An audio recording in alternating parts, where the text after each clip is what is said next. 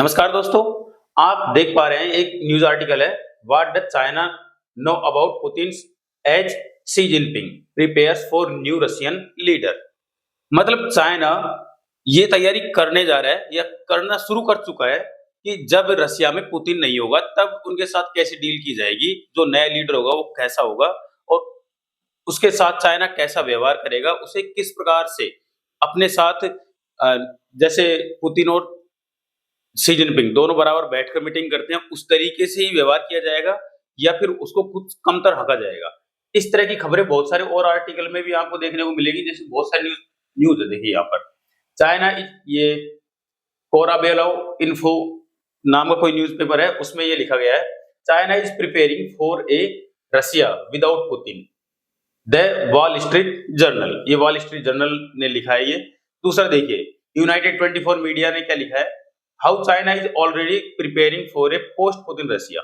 मतलब चाइना पहले से ही तैयारी करना शुरू कर चुका है कि जब पुतिन नहीं रहेंगे तो रशिया के साथ चाइना डील कैसे करेगा। उसी प्रकार से ये तो मैंने आर्टिकल अभी आपको दिखाया है। Xi Jinping sees Putin as a junior partner amid growing China Russia power.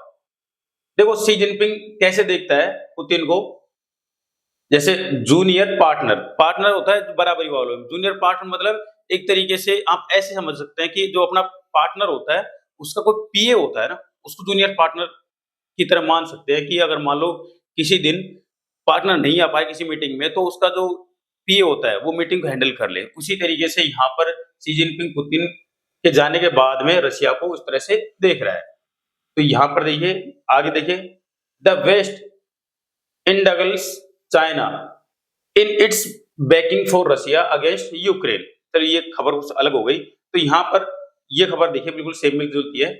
C looks beyond Putin as Beijing quietly prepares for post Putin Russia. Putin के बिना रशिया कैसा होगा, उसका लीडर कैसा होगा, उसके साथ किस प्रकार से डील करेंगे, उसके बारे में ये तैयारी कर चुके हैं चुपचाप, क्वाइटली मतलब चुपचाप तैयारी करना शुरू कर चुके हैं। चलो अब अपनी मेन न्यूज पर आते हैं। यहाँ पर यहाँ देखिए इस खबर का क्या मतलब है, मैं आपको विस्तार से समझाता हूं। उससे पहले आप इसे डिकोड 360 को सब्सक्राइब कर लें, हमारे साथ जुड़े ताकि आपको इस प्रकार की खबरें रेगुलर बेसिस मिल सकें।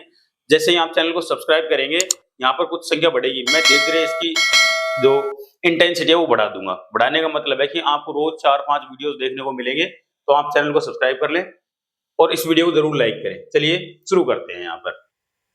यहाँ पर खबर का मेन मतलब ये है कि सन 2000 के आसपास चीन और रूस की इकोनॉमी लगभग बराबर हुआ करती थी और दोनों में ज्यादा बड़ा गैप भी नहीं था, लेकिन जो रूस था वो काफी बड़ा प्रोड्यूसर था। प्रोड्यूसर का मतलब बहुत सारी चीजें प्रोड्यूस करता था, नेचुरल गैस, पेट्रोलियम पदार्थ और खाने पीने की चीजें, खासकर अनाज, इस तरह की बड़ी मात्रा में पैदा करता था और जनसंख्या कम होने के बावजूद भी लगभग इकोनॉमी बराबर थी।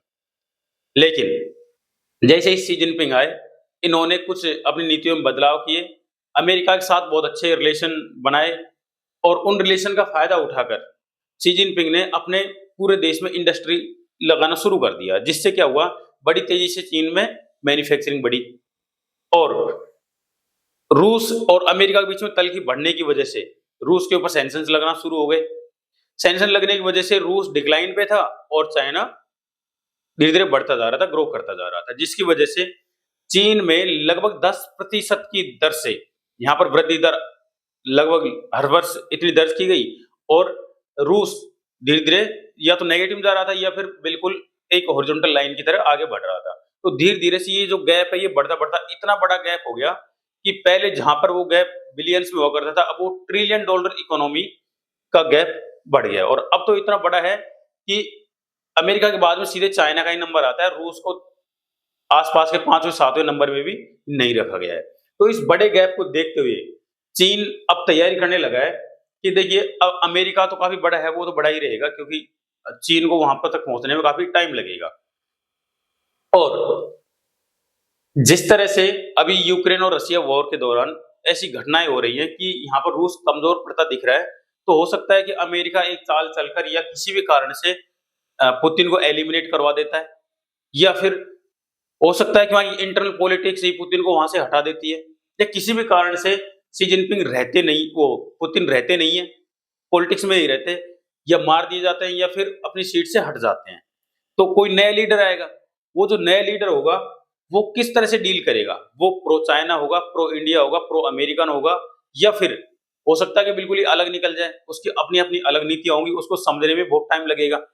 तो उसके हिसाब से अभी से शी जिनपिंग तैयारी करना शुरू कर चुका है कि आने वाला चाइना को हम अपने अनुसार, आने वाले रशिया को चाइना अपने अनुसार हैंडल करेगा। तो उसके लिए उन्होंने अभी से तैयारी कर दी है कि वो हम एक तरीके से रूस को अपना जूनियर पार्टनर ही समझेंगे, क्योंकि साइज में बड़ा हो तो क्या हुआ, इकोनॉमी तो डाउन है, इकोनॉमी तो हमसे बहुत कम है। तो रूस और चीन की जो इकोनॉमी का अंतर है वो उनके रिलेशनशिप में भी दिखने लगा है। तो इसी चीज को यहाँ पर पॉइंट करते हुए ये खबर छपी है, यहाँ पर देखिए, यहाँ पर आपको दिख रहा होगा कि रसिया का जो लीडर है शी जिनपिंग और पुतिन, ये दोनों बराबर मिल रहे हैं। ये एक जैसा दिखाता है कि ये दोनों सेम टाइप के लीडर है। एक टाइम ऐसा हुआ करता था कि जब चाइना के जो लीडर थे वो अपने आप को पुतिन की तरह दुनिया के सामने प्रेजेंट करने की कोशिश करते थे और अपना रोल मॉडल मानते थे कि देखिए 20-25 साल से पुतिन रशिया को लीड कर रहा है और पूरी दुनिया में इस तरह से खड़ा है कि रशिया का कोई कुछ नहीं बिगाड़ सकता और दुनिया का सबसे पावरफुल आदमी पुतिन ही है। तो इस तरह से जब प्रेजेंट करता था तो चाइना के लीडर्स को भी लगता था कि इतना पावरफुल आदमी, हमें भी ऐसा ही बनना चाहिए।